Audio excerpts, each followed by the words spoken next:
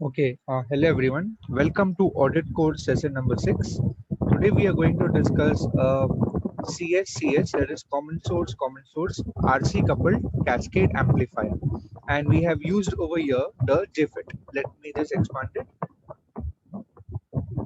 Okay, so here the first stage is the JFET amplifier, and the second stage is also using the JFET amplifier. And the JFET is connected in the fix the self bias mode, and the second JFET M2 is also connected in the self bias mode. So it is RC coupled because the first stage is coupled to the second stage via the capacitive element. Okay, so we'll go ahead. All the both the stages, if you see carefully, are symmetric. Your RG1 is equal to RG2, RD1 is equal to RD2, and RS1 is equal to RS2. Okay, so since both the stages are symmetric, the DC analysis of one stage will be enough. And for DC analysis, all the coupling capacitors will behave as an open circuit. Okay, because the reactance offered by the capacitance for DC will be infinity.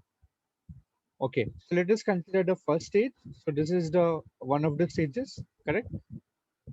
And let us start. The given parameters are IDSS1 is equal to IDSS2, which is equal to 7.5 milliamperes. VP1 is equal to VP2, which is equal to minus 2.5 volt. This is the pinch off voltage, and this is the drain to source saturation current. Now VGS is given by VG minus VS. Here VG is 0 and VS is ID into RS. So VGS will be minus ID into RS, which is 1560. Now the ID expression for JFET is given by ID is equal to IDSS into 1 minus VGS upon VP the whole square. So after calculative solving, you substitute this equation number, this 3 into, and once you do that, and after some algebraic calculations, you will get a quadratic equation in terms of VGS. Okay, that is 1.872 VGS square plus 10.36 VGS plus 11.7 is equal to 0. Now out of this you will get two values of VGSQ. So you have to select a value that is minus 1.581 volt VGSQ. Now why we select this value? Because VGS has to be lesser than VP, which is minus 2.5. Okay, greater than VP, sorry. So it is minus 1.581 will be greater, and this VP, so this minus 3.5 3.953 will be lesser than 2.5. Okay, so that's why we select the value of VGS as minus 1.581.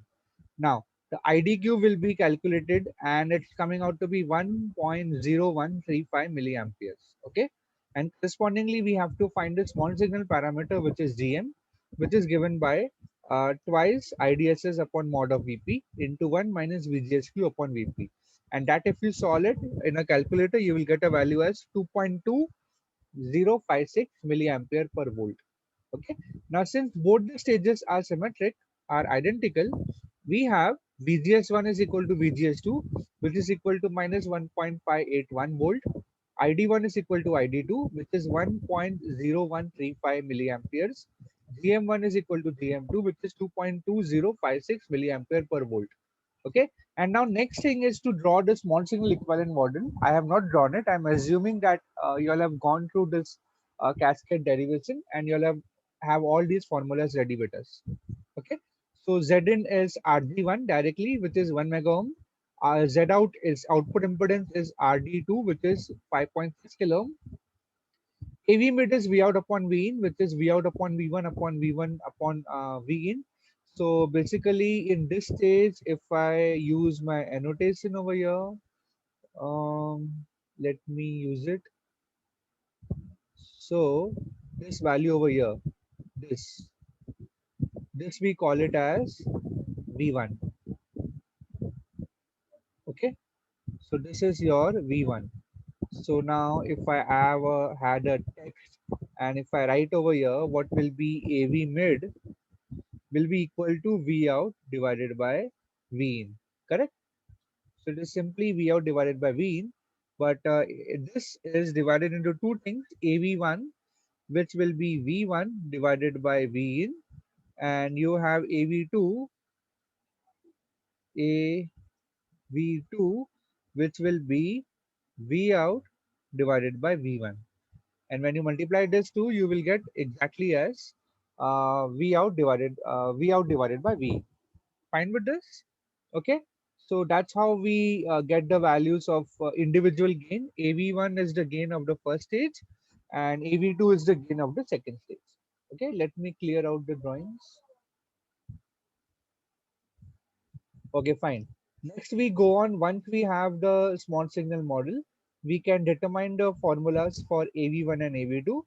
So here AV2 is given by V out upon V1, which is minus GM2 into RD2. And if you put the value, substitute the values of GM2 and RD2, you will get minus 12.351. And AV1 is V1 upon V in, which is minus GM1 into RD1 parallel to RD1 parallel to RG2. Okay, so GM1 is 2.2 milli and RD1 is 5.6 kilo, RG2 is 1 mega. So if you solve this, you will get AV1 as 12.28.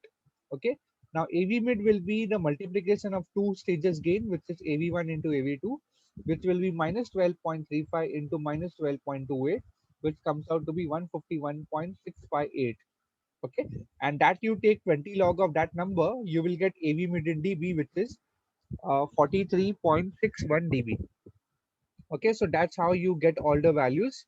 Now let's go to simulation and check these values, whether you are getting this in simulation or not. Okay, so I've already made the circuit ready for your reference. Okay, so over here, let me keep this open slightly.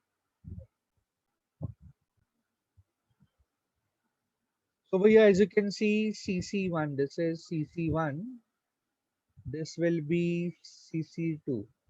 Okay, just the name difference was there.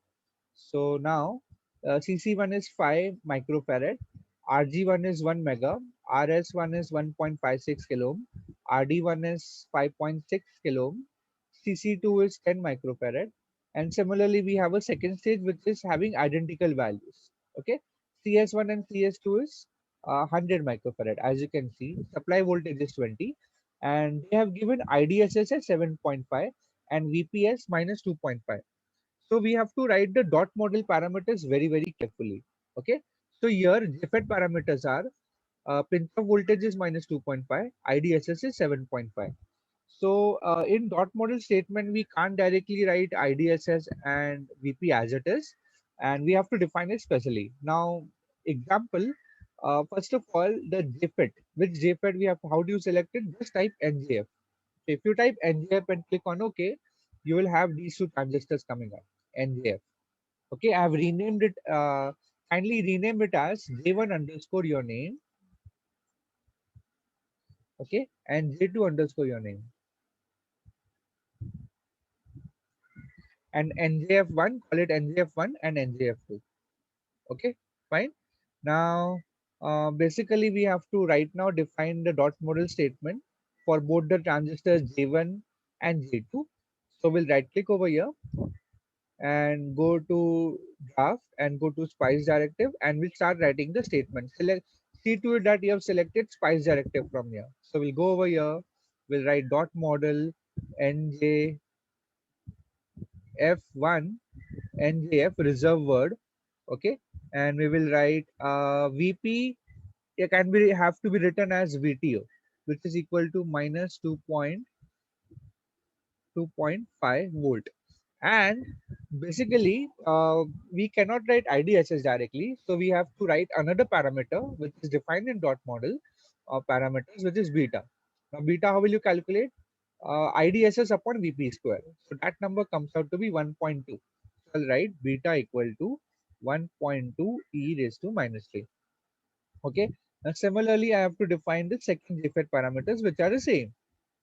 Fine. So let me select this, copy, and I'll do Control M, and here I'll just change NGF2. Okay. So these are the two. I have defined the two model statements for the two JFETs. Fine. And now let's check the DC values. Fine. So for the DC values, we click on simulate, we click on run, and we do the DC operating point and click on OK. I hope that, so close this. I hope that prior to this, you will build up the circuit on your own. Okay, just the simple resistors and capacitors, correct? And two power supply sources. One is VDD and one is your Vin. I'll explain this Vin. So we have done the DC analysis. Now we check the parameters. So go to view and click on the spice error log. The moment you click on the spice error log, you will directly get the parameters. As you can see, it is named J1 underscore your name and J2 underscore your name. Directly it is coming. Now let us cross check these parameters with our calculated values. Okay. So ID1 and ID2 are same. It is 1.01 coming up milliamperes, and it is 1.01 in calculated also. And VGS is minus 1.58, and here also we are getting 1.581 calculated. So it's exactly matching. GM1 and GM2 is 2.21, and here also we are getting in calculated 2.2056, and in simulation we are getting 2.21 milliampere per volt. Okay, so that is also correct. Both the stages have symmetric parameters. Okay, so that's how we check the DC analysis. Now let's go for the AC analysis. So for the AC analysis, we have to remove this .op. Okay, and first of all, we have to go to the source and we have to select the sign, give DC offset as 0. Amplitude will be like very small, 250 microvolts, let's say, and the frequency is 10 kilohertz. Okay, and then I'll click on OK. And now since the frequency is 10 kilohertz, the time period might be, let's say, zero point 0.1 millisecond, right? If you want 5 seconds, you have to give it over here 0.5 milliseconds. So we'll go to simulate again. We'll go to run. It will be transient response because V out and V in will be the V out versus time. I mean V out of time with respect to time and V in with respect to time. So here the time I'm giving it as 0.5 millisecond. Okay, and click on OK. You will get this 0 to 500 microseconds x-axis. So over here, I'll divide it into two planes, plane 1 and plane 2. In the first plane, I will plot V in, and in the second plane, I wish to plot V out. So this is V out. Okay. Okay. So here it is. We are getting the output, and it is out of and they are in phase with each other. It is very evident because the gain, total gain, had no sign. It was positive, correct? And now let's check the values. So how to check the values peak to peak? We will use dot measure statement. So what we will write over here, let me elaborate it a little. I'll right click, go to draft, go to spice directive, select spice directive and start writing this dot measure statement. So it will dot measure, V out is the variable name which I want to save, peak to peak, V of V out. Okay, V out underscore the name. As it is, the label name will come. Fine. And similarly, we have to do the V in part. So I'll copy this statement and go to the next line. And instead here, I'll write V in, peak to peak, V in underscore the name. Okay. And now I have to calculate the gain. So I'll do again do control M, dot measure, gain, param. So what will be the gain formula? V out divided by V. Okay. And now if I want to measure the gain in dB, so we'll write gain dB is again equal to param. That will be 20 log, 20 into log to the base 10, and leave some space and write gain. So that will be 20 log to the base 10 of gain. Okay, and I'll click OK and I paste it onto the schematic. And now once I simulate this, I should get the proper values, peak to peak values. So how to measure the peak to peak values over here? Once you have written this dot model statement, you have to go to view, click on spice error log, and there it is. These are the values which we are getting. Let's cross check them with the values which we have calculated. So the value of the gain which is coming is 151.641. Okay, and the calculated value is coming out to be 151.65. It's very close. And AV mid in dB will be it's coming out to be 43.6163, and by calculation it is 43.617 dB. It's quite close. Okay. Now only thing left is Z in and Z out. Okay. Now for the calculation of Z in and Z out, what I will do is I'll not require this statements. I'll close this. So you have to take the println of the output, println of the circuit, and for Z in and Z out, we don't require this. Okay. And yeah. So what we will do is for Z in and Z out, that is input impedance and output impedance. What shall we do?